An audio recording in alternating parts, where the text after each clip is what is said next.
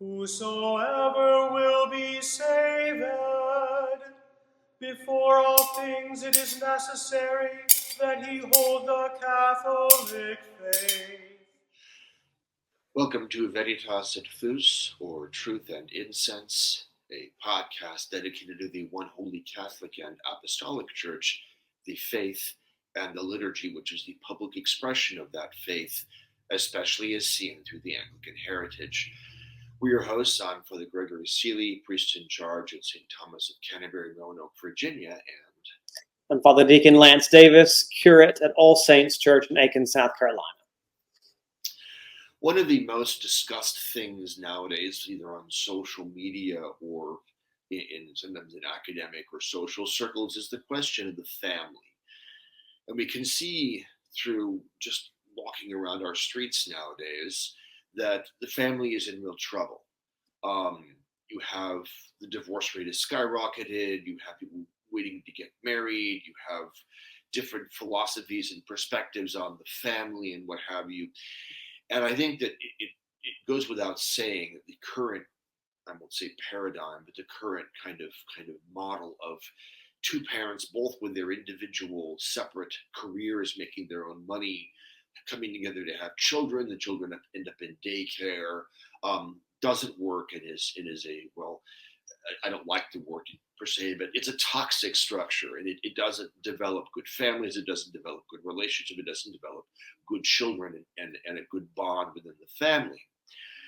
One of the most popular rebuttals to that perspective is something called the trad family, which you'll see a lot of Roman Catholics get into, or even just people who are interested, or evangelicals, people interested in returning to a more solid Christian structure to a family. And the structure that they normally pick is one which is called the breadwinner homemaker structure, where the man earns the money and takes care of it, and the mother stays home and raises the children. And where there certainly are wholesome elements to that, I still think that is a flawed structure. Flawed for a couple of different reasons, which we're going to go into this morning. Before I go too much into that, though, I want to hand it off to my co-host here to talk about the theology behind the institution of marriage, especially as reflected in the Anglican Book of Common Prayer. Yeah, it's interesting that when we consider the liturgical reforms that occurred in England, especially with the first prayer book in 1549, the marriage rite received most of its reforms externally, in the sense that some of the ceremonial that had hitherto accompanied the serum form of the marriage blessing was either stripped away or reduced, though not greatly, not to such an extent that the rite would have been unrecognizable. But in place of some of the ceremony, what seems to have happened was a greater emphasis on catechetical instruction within the rite itself. So the easiest way, I think, to see this is to briefly compare the serum form of marriage to then the 1549 form that came after it. And what's interesting is serum orders that the marriage itself take place outside the church, either on the porch, or in many English churches there would have been an area right above the doors that was formed for the purposes of marriage solemnization. And the priest would meet the couple outside the doors, much like at a baptism, which would begin, of course, outside the church. And the serum rite specifically states that the marriage itself, the preliminary aspects of the rite, are to be done in the native tongue of the bride and the groom. Now, there was no official translation given, so it's presumed that oftentimes the clergy would provide their own translations for whatever local dialect of English it may have been. But that already is interesting, because what this tells us is that the sacrament of marriage has an inherently domestic quality to it. that it is in some sense distinct from the nature of the other sacraments of the church.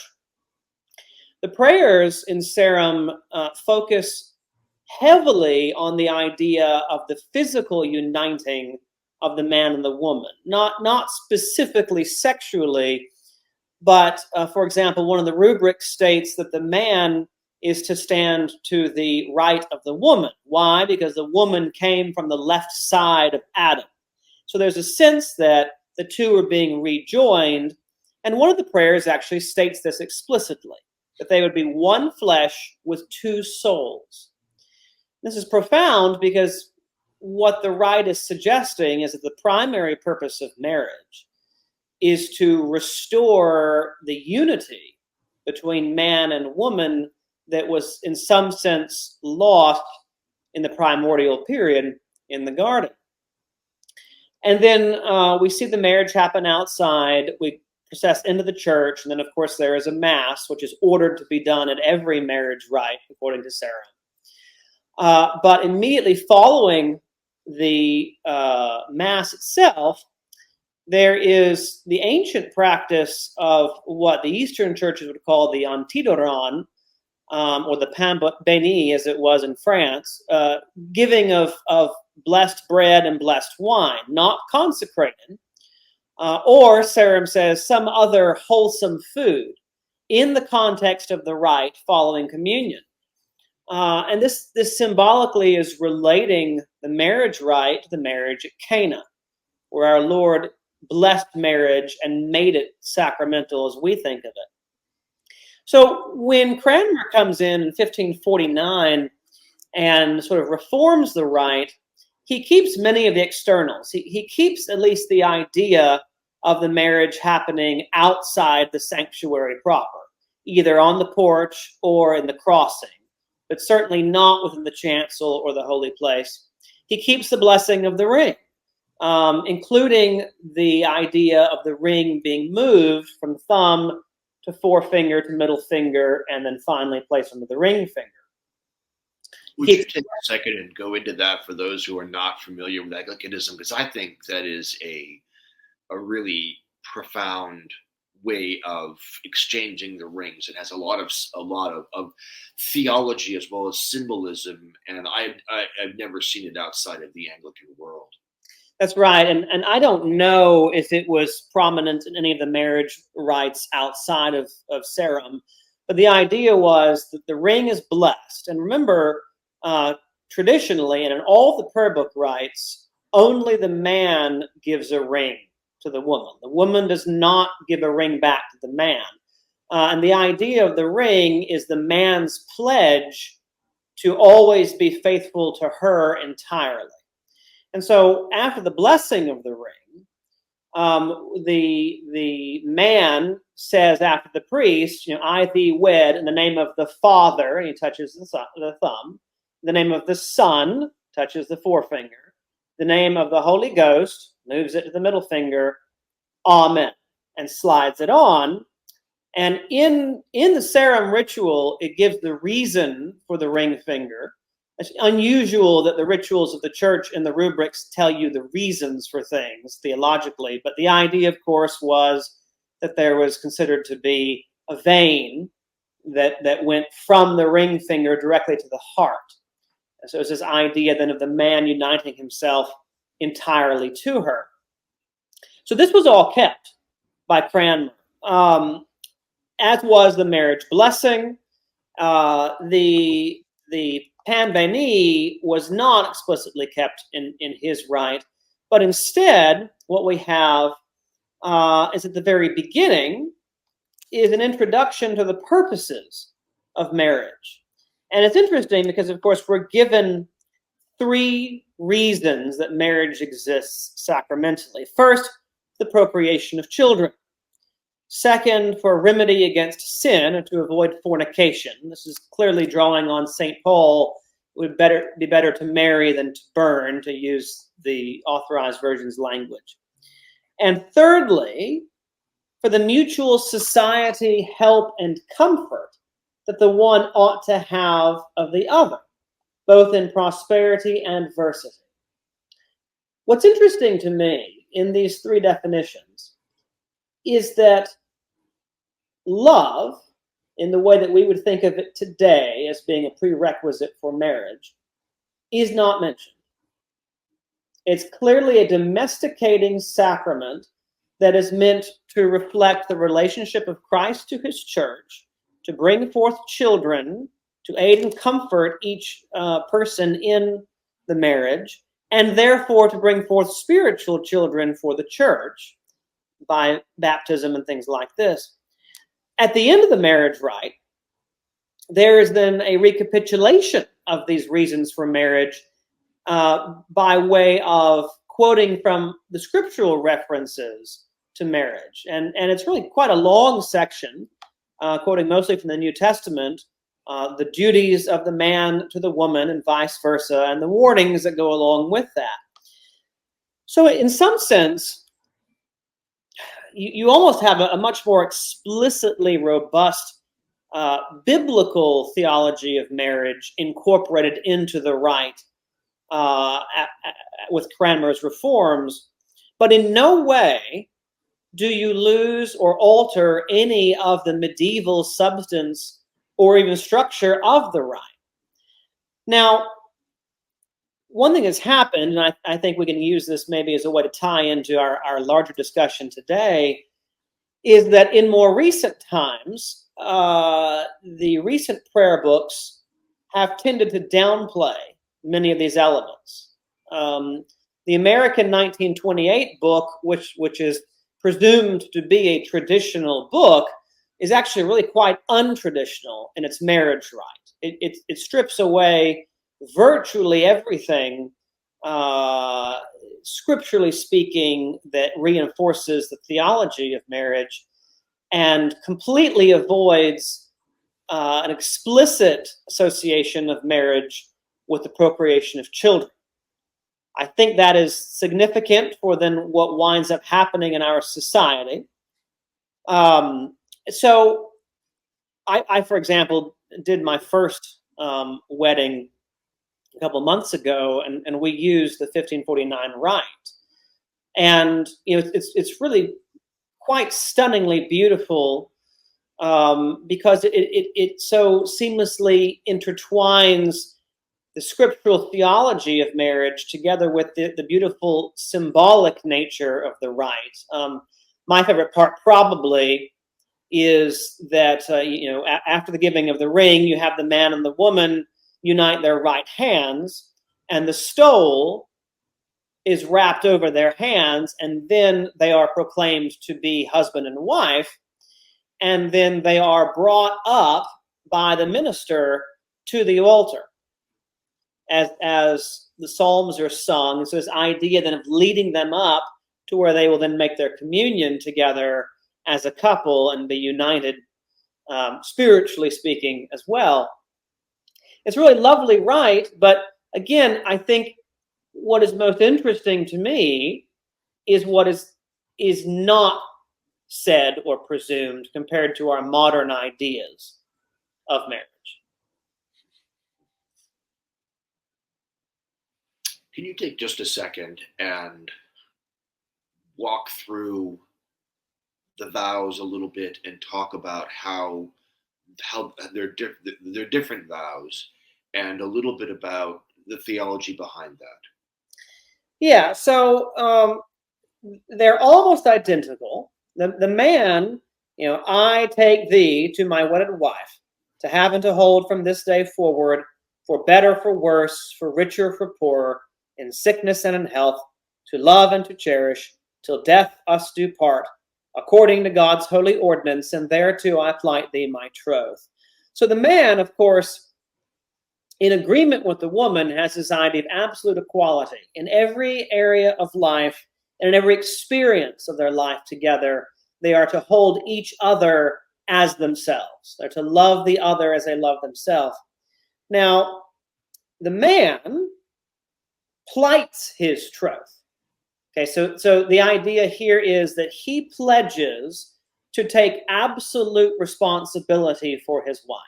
That in everything she may go through, he will supply what is necessary for her health and her well-being. We see again this idea of the domestic or this worldly nature of the sacrament, till death us do part. Something else I think is often forgotten today is the church does not teach that marriage will exist in any form whatsoever as we understand it in the next life. It is primarily for the procreation of children and for the mutual comfort, society, and sanctification of the spouses, things that will not be needed in the next life. But then the woman, when she makes her vows, to love, cherish, and to obey, till death us do part. And as I explained it to the couple I just recently married, this is not obedience in the sense that the woman is expected without question to do anything her husband tells her to do as if he is some kind of authoritarian. This is reflecting the natural hierarchy that exists in the world, something that no matter how much we might try to argue or fight against it in our modern civilization, it can't be divorced from nature. So we think we have a hierarchy in the church in terms of the structure of the ministry and things like this. We have a hierarchy in the natural world, predator and prey and all these sorts of things, with humanity, scripturally speaking, being at the top of creation. And we have a hierarchy in the family.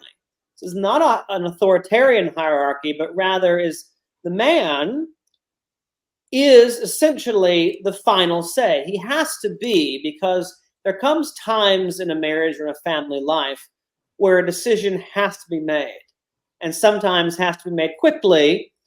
And the man represents the priestly aspect of the family. And so he then is in some sense responsible to God directly for his wife and for his children. And so the idea that the wife pledges obedience is her recognition of the priestly role of the father here. And, very famously, when the late Queen Elizabeth, then Princess Elizabeth, was married to Prince Philip, apparently it was suggested to her that she drop the pledge to obey, since it was known by that point that she would eventually become the queen. And she insisted that even though she might be sovereign of the realm, he was still sovereign of the household.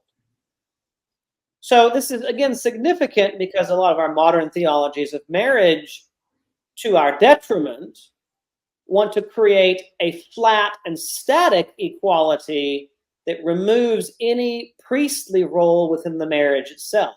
The father or the husband is Christ. The mother or the bride is the church. And the church, though she is one with her head, it's one body, St. Paul tells us, nevertheless is one in submission to the head, because it is the head that will lead her to glory and to salvation. I say it's kind of more like obey is more like follow the lead in a sense of, rather than submission.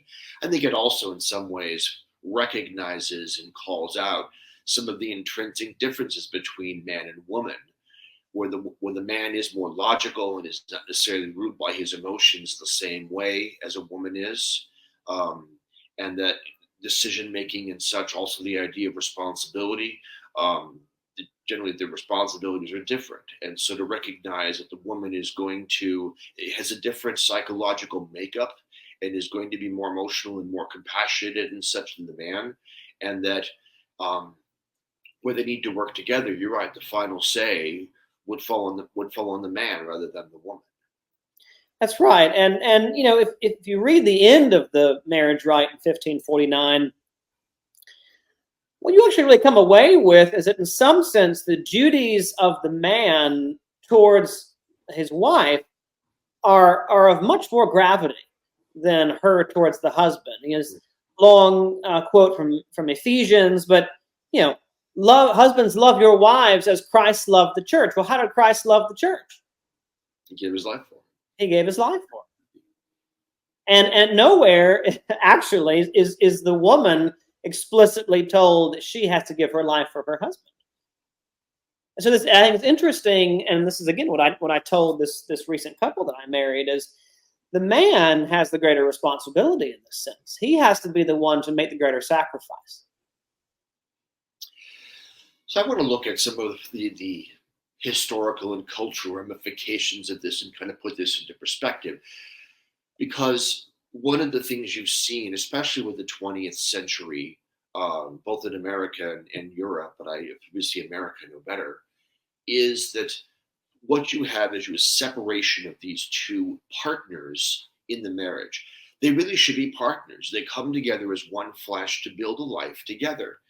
And the idea that the man is supposed to go off, and you see this again in early 20th century in America, and especially bad after World War II, was that the man went off to get a job to support his family, and the wife then by default stayed home, became a homemaker, and took care of the children. And then that creates two problems. And the first is that the man goes off and does his own thing and becomes part of a world distinct from the woman, the world the woman is in, and which she really has no knowledge. And a whole infrastructure is built up around there. And later on, you have women's secretaries and everything coming to the workplace, which really undermines, in a lot of ways, the partnership between husband and wife. Really, the more ancient way was to have the two of them work together at whatever they were doing, being a doctor, a lawyer, or the newspaper, or whatever they were doing. Was the woman assisted the man in his work, organizing his things, taking care, making his appointments, what have you. She would even know in some ways the nuts and bolts of what he did. And this meant that they worked together and they could discuss the job together. Her advice could come into his workplace, and she felt that she had much more of a stake. And this gave her a real sense of being involved, because when you took the woman out of it, she stayed home and raised the children. As the children grew up and they were not necessarily at home and her duties of the children began to lessen, there was your problem with no name. Was that she was stuck at home, either whatever she was going to do, but her opinion, her labor, her talents weren't required, and she began to feel useless. Whereas back when the couples worked together, and share the load. And obviously the man would have to do much of the heavy lifting as far as heavier stuff. But the woman would certainly know how to run the business, would certainly know how to do what they were doing. The two of them worked as a partnership, and the woman was intimately involved. There's even stories, and the only one that I can think of, and I don't know how true this is, I just read this, was that St. Francis of Assisi's father, who was a cloth merchant, was able to travel quite regularly for being gone for times, and the wife knew how to run the business. So he would go off and do it, cloth merchant, traders, or what have you, and she could stay there, and she knew the value of the cloth, she knew the clients, she knew how to run the business. What this also did was it meant that the children, as they grew up, were right immediately around what their parents did. They knew they could get in as soon as they were old enough. They were involved running small errands, and very quickly they saw how much work the parents put into the job. They saw the expertise that the parents had, and he could, the father, the mother, father especially with the sons and such, could begin to show his expertise in what he had learned, and the kid would grow up watching his father do what he was good at, and this, what it helped create was that the son had his hero. His first hero was his father, and you see this in the 20th century, really, as the father is pulled more and more and more out of the household, which is even before World War II, even in the 20s and 30s. These fathers going off and getting jobs and coming home in the afternoon and such. You began to have Superman and Batman be invented because the sons were no longer had the connection to their fathers that they once did, and they didn't admire them and look up to them because they didn't see them do what they knew how to do. They didn't see their fathers at work. They didn't see their mothers being involved, and they themselves weren't involved. They were sent off later on to school, which isn't to say that school's a bad thing per se, but I really think a lot of lessons can be learned by working with the parents in this career that they have built up together, which teaches a child responsibility, social graces, doing something on time, being responsible, the number of things that they're going to watch their parents do and that they're going to step into then. And some of the kids even go into their parents' business, but even if they didn't, they had a set of skills that they had learned from being around their parents, watching their example of going to the job, applying their skill and their craft, and then again being incorporated slowly but surely into the duties of whatever the family did. Did you want to say anything on that? Yeah, and I think what we're dealing with here is there's in some sense a perceived change in the family structure and the approach to what family is that I would argue is because of a prior theological change in society. So when you go from a traditionally Catholic society, what do you see? Things like the guilds and like you mentioned, this idea of the family structure being much more tightly knit, but not even husband and wife and children. But also, if you think about it theologically, we're told that the marriage represents Christ in the church. Well, we have this whole theology called the communion of saints in the church. And so, we call upon the saints that have gone before us to assist us and to pray for us and things like this. I think there's an analogy there to what we saw historically, which were families were not just a father, mother, and children. You had in-laws and extended family and multiple generations working, oftentimes living together and supporting and helping each other. I mean, there was a sense that you married into a whole family, and that brought about that there was a responsibility then there that you would help take care of that family and they would help take care of you. And as we begin to shift away from this Catholic theology of marriage, we begin to see things, the Industrial Revolution comes, and this really begins to take people away from the homes. And then by the time you get in the 20th century, down into the 50s and 60s, you kind of have this notion that what we call today the nuclear family develops, that the dad goes off to work for 8-10 hours, whatever it might be. The mother stays at home, which is doubly peculiar because then we also created this state-subsidized school system. So the mother isn't even staying home and raising her children. She's sending them off somewhere else too. So then what is she doing? Sitting at home and cleaning the house? So, you lose, the children lose the time with their father. They lose the time with their mother. They're being shepherded by a third-party government, which I think we can all say has not worked out to anyone's advantage. And then very oftentimes the in-laws or the extended family are themselves largely separate. And so then we get to this situation today, where what have we seen? A further breakdown, even to the point now where we can't even presume that there would be a husband and a wife, a father and a mother in the family structure. And it's been one atomization after another. No, exactly. And you lose the family connection. You lose you're right. It may be that you've got the uncles and the aunts, you've got grandparents, and even the idea of daycare and such often comes down to this modern Western. And again, I don't know Britain as much as America, but where the kids almost feel this need to move away and start on their own and have their own house, their own property, and their own situation. And then you're thinking, why do you absolutely need to do that? What's wrong with staying closer as a family and working together as a family? And I realize the modern mentality you have, there are a number of flaws and reasons why this happens nowadays, but it is not the traditional Christian way of doing things, the Catholic understanding of the partnership. And as you just pointed out, not just between husband and wife and their family, between the extended family as well. And it allows the children to grow up and to have a support system that's much larger than just their mother and father, as far as examples and everything else. Plus, to take advantage of the skill and wisdom of even the grandfather and things like that. So you this isolation mentality of the young couple, and then pretty soon the economy, requires obviously the husband working. Sometimes the wife has to go to work, and you have splintered this key and most important relationship.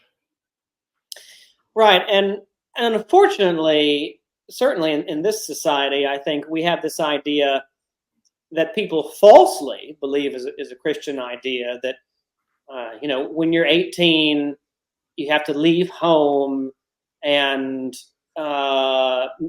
make it for yourself. I mean, look, these are not ideas that for most of history, any culture accepted. This extreme individualism. Let me make us, because I was just actually discussing this the other day, and I think a distinction needs to be made here. And that I think young men do need an adventure. Young men, as they hit their teenage, especially mid to late teenage years, do need to get out away from home for a while and test themselves, see what they can do, where are their strengths, where are their weaknesses, to have an adventure. And I think they do need to go. I don't necessarily need to be to stay gone, but I think there is something in the masculine nature that needs to go and challenge yourself. What am I capable of doing? Running into cultures that I haven't run into before, people that I haven't run into before.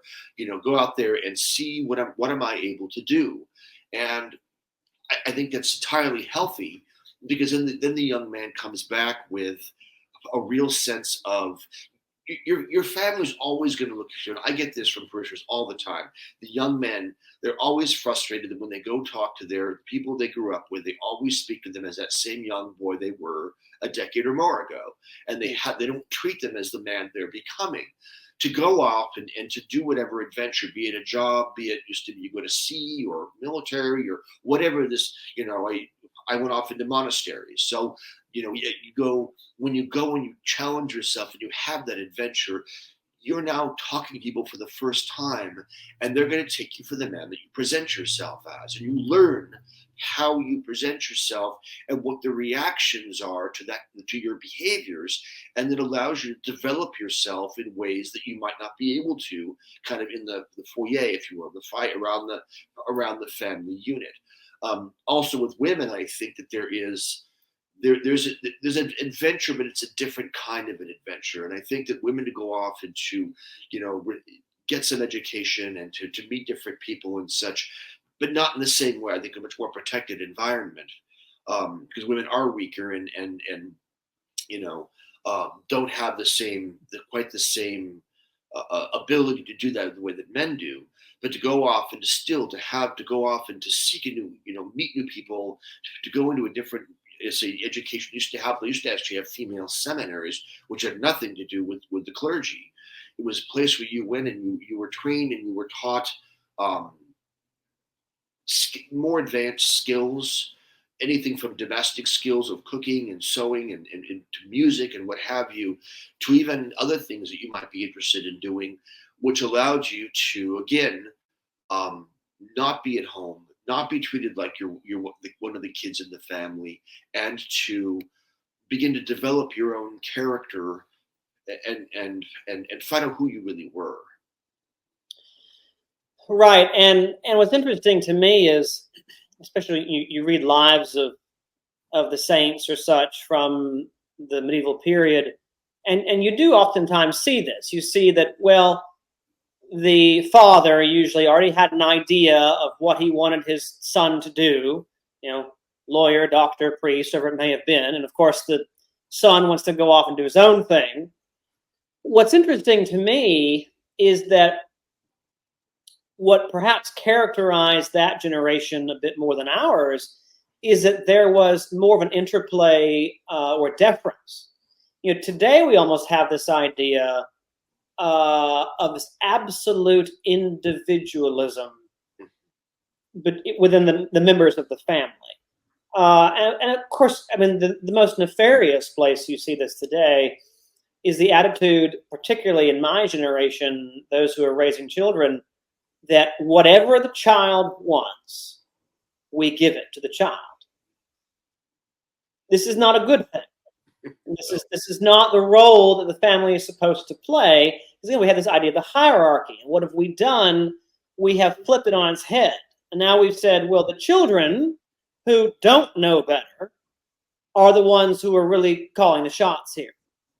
And it's the job of the parents to feed the individualistic wants of that child. And so we've turned everything upside down, but we've been encouraging this for years in some sense, in the other way around, because you had, I think certainly after the war, so many young men volunteered to disrupt what might have been a much more traditional trajectory of their lives, and went off and fought in this war. Okay, and I think that created a mentality for that generation. They expected their children in the 60s, 70s, and 80s to do the same things, to have this clean break. And even to the point that, well, we're not going to support you in any way anymore. We're not going to support you financially. You have to go out, magically mature at 18, and make your own existence entirely. And I think that mentality has then, now we're seeing a pushback where you've got, men especially in their 30s still living at home with their parents, absolutely afraid to go out and do anything on their own. Well, one of the things you have, and I don't want to go down this rabbit hole too far because it doesn't immediately affect our subject, although it might be something you discuss later on. Because what you had, and this is really kind of an 80s thing, to my understanding, but I could be wrong, was that the economy changed and you could no longer have a single breadwinner take care of the family. You needed that second income. And because you needed that second income, you began to have where young people would go to work and they couldn't support themselves, or they'd be barely hanging on, paying most of their salaries in rent and bills and everything else, working themselves practically to exhaustion and hanging on to very little of their money. My generation went through that. There was the hope that once you became a professional, you'd go and you'd make more money. But your generation, you're realizing that isn't necessarily a given at all, and the two incomes is what you need to survive, and one income isn't surviving. And now you have people going into their 20s now going like, I'll hold off. Thanks so much. No, I don't really want to work, at 40 hours a week, maybe more, to just barely hang on and not really have any heavy money or any free time. You beg for vacation a week a year, maybe, you might not even get your weekends off. The level, it's almost a form of modern slavery. And I think you have really, this 20-year-olds who have grown up and seen this. And again, my generation was raised in it, but there was the hope of once you became a professional and such, you could get better. Your generation, you had to get married to really make it happen, and your generation is struggling through it. And the 20-year-olds are just like, no, I think I'll pass. And what it is, it's an economic thing. It's an economic structure that was kind of like the frog being boiled in the water, that it got hotter and hotter, and pretty soon, I think that this next generation really has watched the two previous, their parents and then their elders or what have you, the older kids or what have you, going into this situation, and have really found it untenable and very unpleasant, and doesn't allow them to really plan for their lives at all. And that's, I think, again, that's kind of a different story from the family. It's economics, which might be fun to cover later on. But no, you're absolutely right. You're seeing a real change in society happening right now because the economy and the way it's set up doesn't favor the individual. And an individual ends up working like mad. I deal with that in my parish all the time. No one has any time. No one ever has any time. They're working. What are you doing? I'm working. Monday through Friday, maybe Saturdays. You're lucky if you get them on Sunday, and sometimes they just need to sleep in. And you can barely blame them because all you do is work. And look at how disastrous this has been for marriage and the family. Mm-hmm. I mean, marriage rates are at an all-time low. And on the one hand, you can't entirely blame people because we have as a society completely gutted in any significant reason to be married. Of course, now, I mean, marriage from the secular point of view is totally nonsensical. I mean, anybody can marry anything, it would seem now. And it's all about my feelings towards somebody else, which might be here today and gone tomorrow. We've removed children from any kind of necessity in the equation. We've removed all support structures in the society for children. Between contraception and abortion, have completely made it possible that you can get married and have this discussion about if you even want to have children.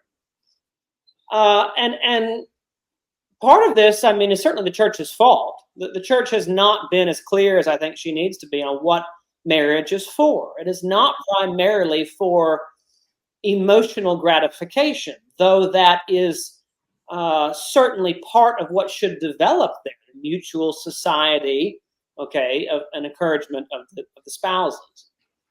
But it's no wonder then that we've seen the family totally collapse in a meaningful way. And then look at what impact this is having on our parishes. We oftentimes don't have the kinds of families we used to have even, say, 20 or 30 years ago. You know, lots of young children in the church and things like this, because people who are marrying aren't having children, either out of fear, out of economic impoverishment, or whatever it might be.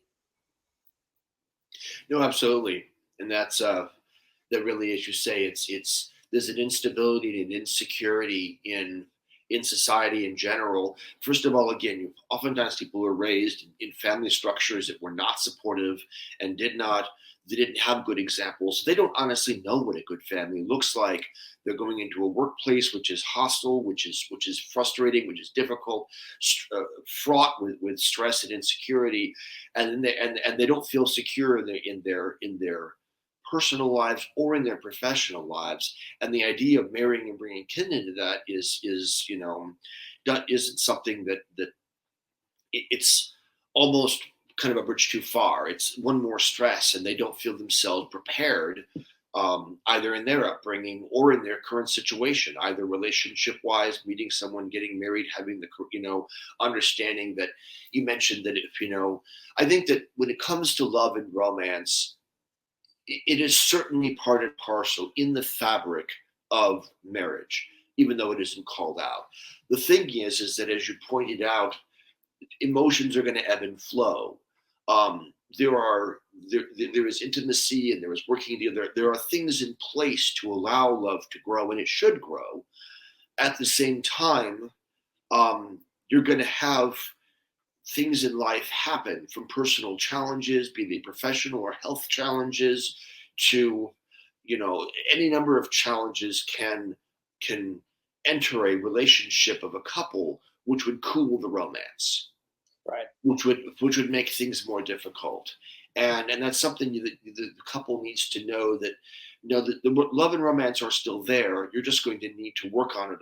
You've got an obstacle. You've encountered a problem in your relationship, in your lives, and you're going to have to work through it. And that's something, again, that we aren't taught to do in nowadays terms. And as you say, with young kids nowadays, they almost want someone to come in and fix it for them. They're not being taught really even basic survival skills on dealing with setbacks, disappointments, any kind of be a health or professional or anything else kind of a situation. They're not taught the basic human psychology to know how to navigate these things. Right, and I think that's partly why the rearing of children is so necessary within marriage, because it by its very nature extracts the love from being self-directed within the couple to a very clear object of it. And that's, again, I think it's really quite clear in church history that a marriage that does not produce children is, ordinarily speaking, seen to be something that's not normal. in the church's theology. It is. And I want to take a second and go into that, because I think one of the things that I've observed, and I think is such really an important thing dealing with the family and the children and such, has to do with really what you consider pedagogy, only it's like subconscious pedagogy. That has to do with watching children, and I say especially sons, although daughters certainly could be involved in this, watching their parents and observing their parents, watching them do what they do for a living, seeing what their parents have been taught to do, and seeing them navigate and what they're good at, and admiring that. Also, even with hobbies, I think having a hobby, for example, is extremely important. A family hobby, be it a sport, be it an art, be it whatever it may be. I was into historical reenacting and dancing when I was younger, and what that does, it puts in front of the child a number of exceptionally important life lessons. The first one is just how much work it takes to be good at something. When you see your father finish work, or mother, and go in there and whatever it may be that they're doing, be it in art, they're practicing painting, they're practicing whatever else they're doing some sport, going in there, and the hours it takes to really work on something to be good at it. And then when you go and you get among other artists who do the same thing, and there's a competition or whatever, to lose, to have the parent not win, and to watch that parent be able to lose and keep their dignity, keep their sense of self-worth even when they've lost, and recognize that, hey, I did a good job, but today you were better, and to shake their hand and not have a fit, scream and yell and cuss and whatever else, but to keep their dignity, and then go back and to work harder until finally you get to the point when you win. And when you do win, to not sit there and go, I'm the greatest. No, it's shake your opponent's hand, said, you did a really good job, today I won, and be able to win with dignity. And honest to God, there really isn't any amount of money in the world that could teach to watch a child, watch their parent work hard to become the best at something, to engage in a sort of competition, being a direct or indirect, and lose. And, oh, okay, I have more work to do, not have a fit and fall through it. To see them be able to do that, go back, to work harder, to succeed finally, and to win, and then to be able to win with dignity. And these are the kind of things that we just, there's no school in the world or any amount of education that would be more valuable than watching your parents see what it takes to be successful in the business world, in whatever occupation you're in, and navigating the people and everything else.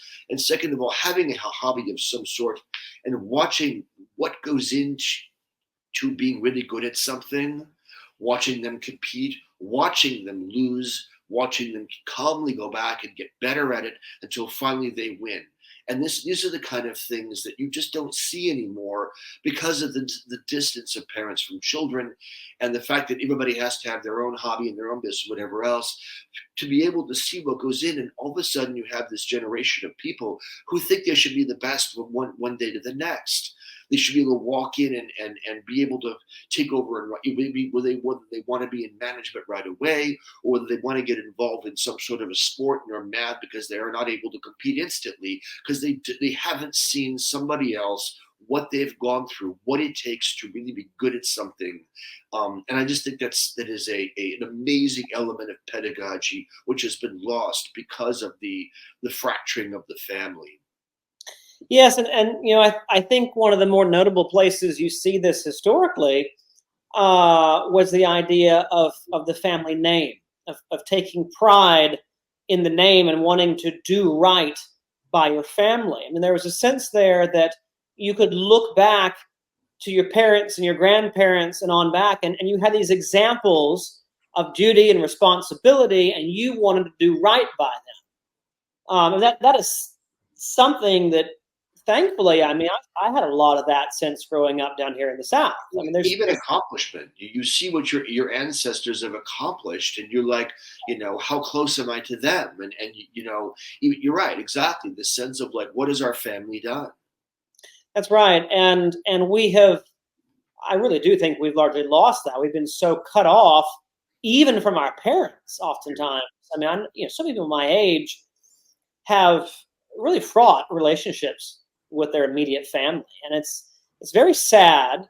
And then so it's no wonder that young people go into the world with no sense of identity. I mean, there were two places historically that you drew your meaning in life from: your religion and your family. You know, your God and your name. Those were the things that gave you purpose. And then related to the family was your nation, you know, your people broadly. But again, that was all family historically. And true. so we have removed all that. I mean, what does it mean to be an American? What does it even mean in most cases now to be a Christian in this society? These are such nebulous terms. And we don't really teach those as good things anymore in general. We have a non-religious society on the whole, in a meaningful way. And our political involvement, whatever that is, has just become so divisive and nasty. So we have nothing. We're giving the young people nothing to build their lives.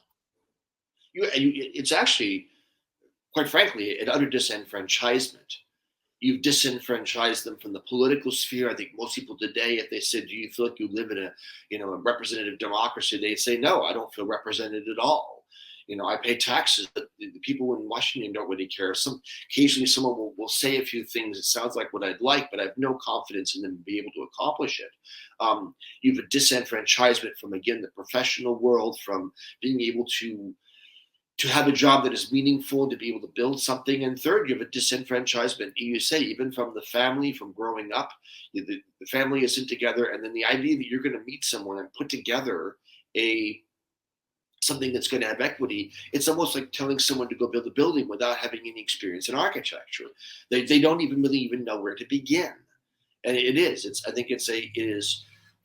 what I think that really needs to happen, honestly, is the people need to begin to think in terms of partnership and think in terms of working together, you know, as you say, the family level, the parish level, as building something in their immediate area. Where I am right now, how can I start making my life better and those around me better who are closest to me?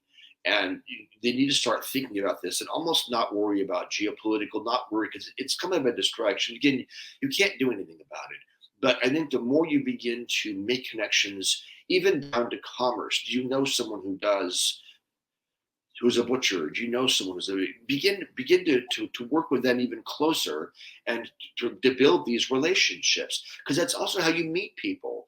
If you start working with somebody, you're a young man and you want to go down and you find someone who owns a store, anything from a gun store to a meat store to whatever else, it turns out he has a daughter, you know, and again, that it isn't going to happen overnight, but the idea being that you know these people and they're people that are valuable to you. These are relationships that are valuable to you.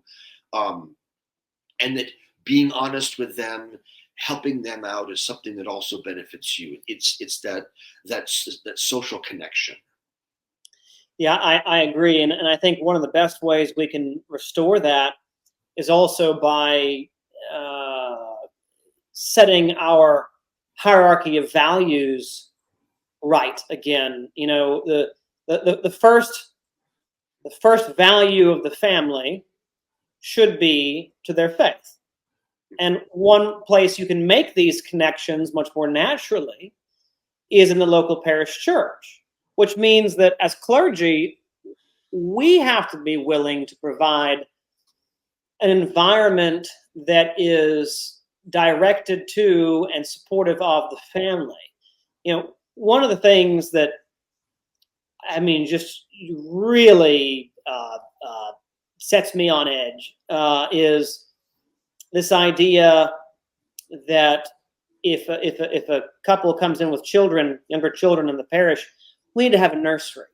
We need to have something where they can go during the liturgy because, you know, they might cry, they might disturb people. Well, you know what? You want to guarantee that your children will not continue in the faith once they're out of your household? Consign them to something other than the Mass when you're at church. I mean, this is a horrible, as if children are an inconvenience and shouldn't have a role to play in the parish church. It's also, I think, another way we can begin to restore the family along more classical lines. We need to restore the full set of sacraments to children: baptism, confirmation, and communion. We need to recognize that they are and can be full members of the church. And I think it has been detrimental in the Western church by and large that we have sort of relegated children's full participation to later in life. You go to these Eastern churches and you see all the families receiving the sacraments together. And that speaks volumes about what we understand the family to be in its sacramental role. So I think these are things that we need to start encouraging and making adequate space for in our parishes. You're absolutely right. In fact, I noticed this a couple of younger families in the parish, and the kids. And I mean, if we're talking, and I don't really know how old it's, about maybe 2 or 3 years old, I think. It's a little girl. When they're able to bring, and both parents unfortunately work, and they're juggling their schedules, so they don't always make it on Sunday. But when that young girl comes for several weeks in a row to the church, you can actually watch the kid learning. Oh wait, if I make nobody's, people are all doing something right now. If I make a bunch of noise, it'll disturb them. Maybe I shouldn't do that. Mommy's not ready to pay attention to me right now. Something else is going on. I wonder what that is.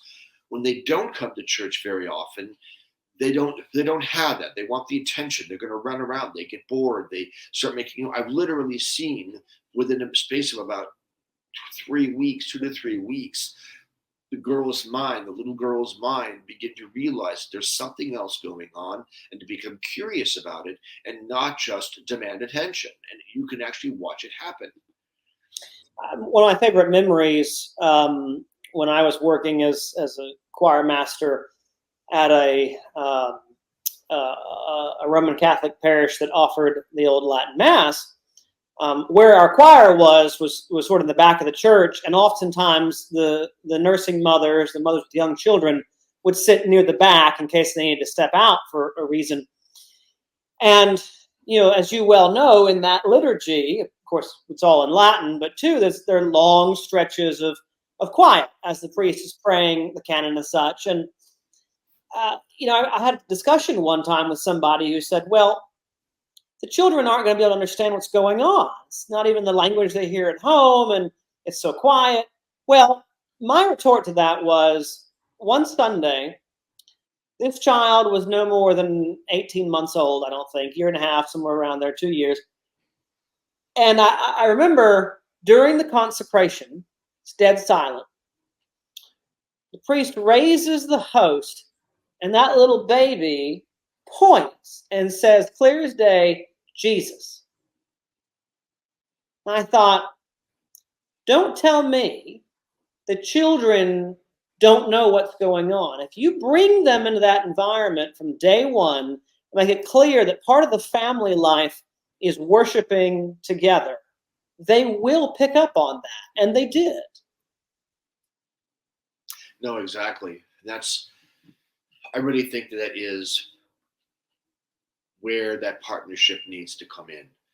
Partnership between man and woman coming together to raise children, to start to build a career together, which also creates that bond of stability and gets everybody involved. Honestly, I really almost think that couples should apply for a job as a couple. Hi, we're looking for a job, not I'm looking for a job. And to come into the situation that they know that they're gonna both work together at something, and then to look into, as you say, raising children, and whatever they do, to do it as a family. And that example, you even get that with younger children. Sometimes they watch the older kid do something and get punished, and they'll know, oh, maybe I shouldn't do that because I don't want to get punished. Then you have that. The same thing with being in church. The observation and watching what the other people do is an exceptional way of gaining experience and realizing what you want to do, what you don't want to do, who you want to be, and things like that. That's right. And another couple I knew then, they had, I think, 7 children. And one of the things I thought was really interesting about it was, generally speaking, they didn't buy new clothes for the younger children. They would pass the clothing down. And one of the things I learned about the family was that the younger children saw it as a point of honor when they were able then to take their older siblings' clothes and start wearing them for themselves. Mm-hmm. There was this real tangible sense that there is this sort of legacy and tradition within the family itself that the children could latch on to and they could look forward to. And that's so important. I mean, I think what we've often done is we've reduced family legacy down to the idea of leaving a monetary inheritance for the children. There's a whole lot more to it than that. It's true. All right, any final thoughts? My only final thought is, with this whole kind of conversation, all of the American clergy need to stop using the 1928 marriage rite and start using the traditional one, because it will go a long way to re-educating everybody. No, I think you're absolutely right. I did a marriage about almost a month ago now, and I started with the 28. I had to keep adding things in because I realized how much had been taken out. And in fact, when I was married, I don't even know what rite he used, because there was actually one part which you didn't mention, which was with my body I thee worship, which is right. A little bit, But again, we obey it, he put back in. All these things have been taken out, and I really think it was a reflection of the modern era, and it pulling away from the sense of loyalty, dedication, and commitment that should be part of Christian marriage. That's right. That's right. So here's my shout out. Get yourself a copy of the English Ritual. You can have both the 1549 and the medieval Western rite of marriage. That's all you ever need.